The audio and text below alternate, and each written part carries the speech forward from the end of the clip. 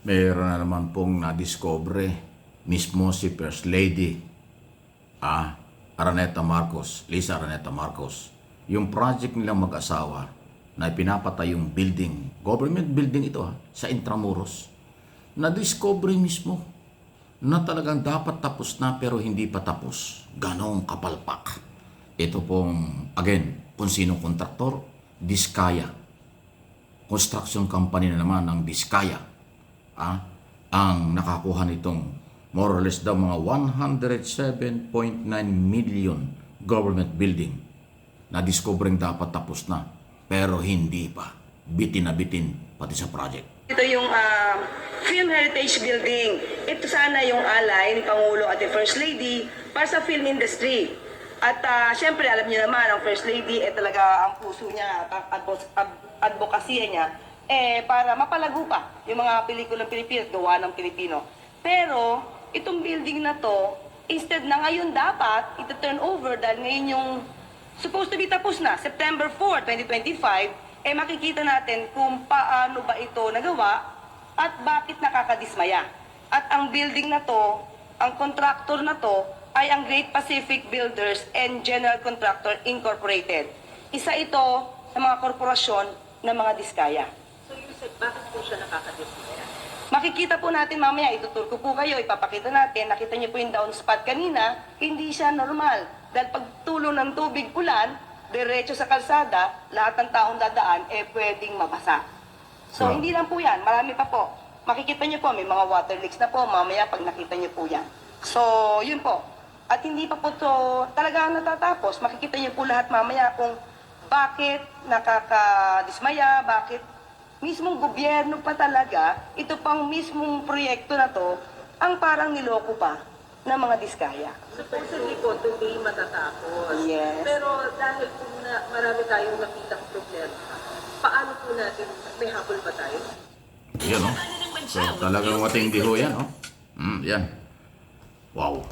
107.9 billion na naman. Alam nyo yung mahaba yung video, sa kabuang video pinakita dyan, talaga yung mga kisame hindi pa tapos, tumutulo. Tapos, talagang marami pang daming kapalpakan.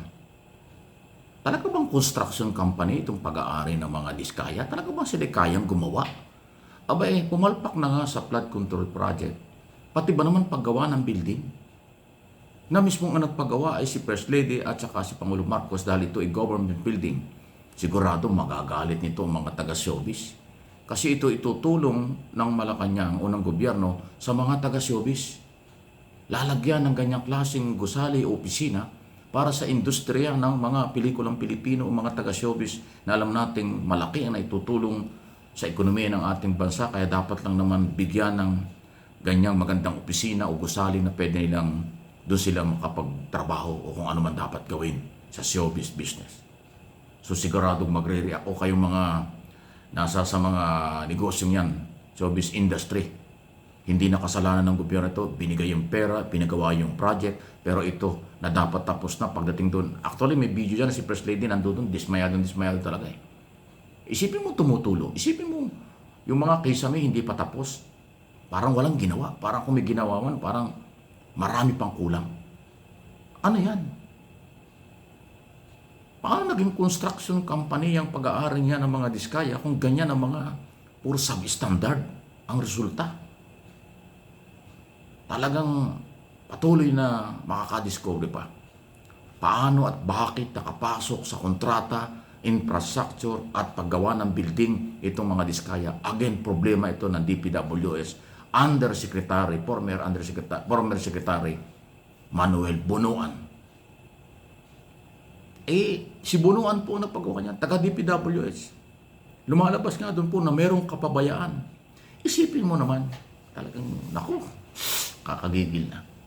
Ang project dapat ini-inspeksyon ng DPWS para malaman kung ano ang weekly, daily na development habang ginagawa. Kasi yan ay project at pera ng bayan. Hindi pala ginagawa, hindi binabantayan. At ang masakit pa nito, mga kaibigan, itong building na ginagawa nasa Intramuros.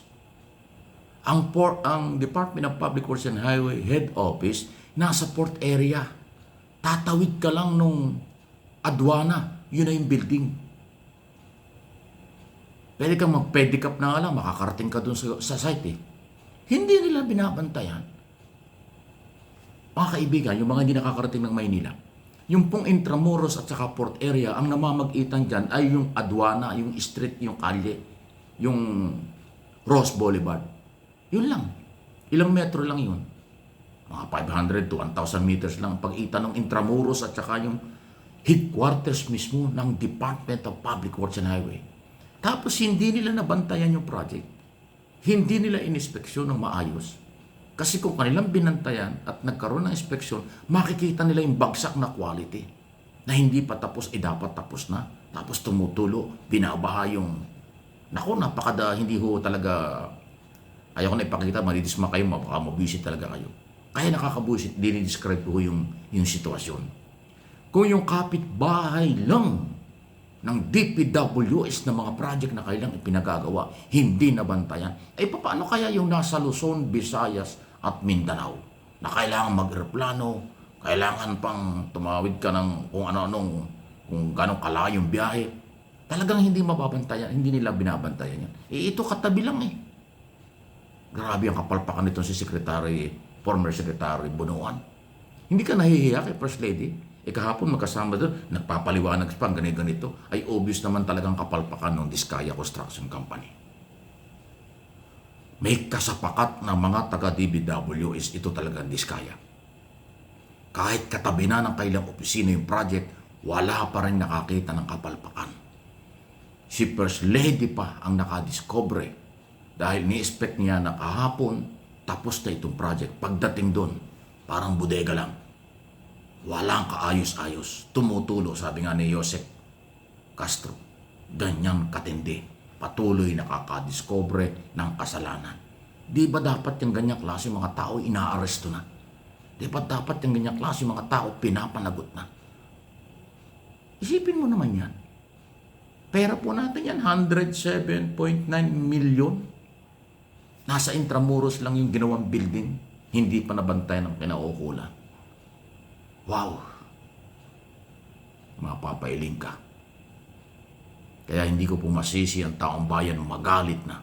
Hindi ko masisi ho talagang sabihin ang dapat sabihin sa mga taong nagpapabaya. Kaya nga itong Department of Public Works Highway robbery, talagang robbery ang ginagawa nila sa pera natin. Trabaho nila hindi nila ginagawa kasi kumikita sila. Kaya sila nagbubulag-bulagan, nagbibingi-bingihan, walang inspeksyon, walang malinaw na ginagawa kasi kumikita sila sa racket ng mga kontraktor. Especially itong Diskaya family na may-ari ng mga construction company na sangkot sa infrastructure project paggawa ng building. Pero sablay na sablay pala. Ngayon na-discover na. Paano kaya yung nakaraang mga taon? Balita ako malapit sa mga Duterte ito. Malapit sa mga kay Secretary Villar at mga senador at congressman nung araw pa hanggang ngayon. Kaya pala man napakaraming mga kotse nakapagpatayo ng building at kung anong karangyaan sa buhay, yan naman pala ang resulta ng kailang ginagawa. Sukdulan. Sabi nga ni Secretary Dizon, hindi na tao ang mga ito.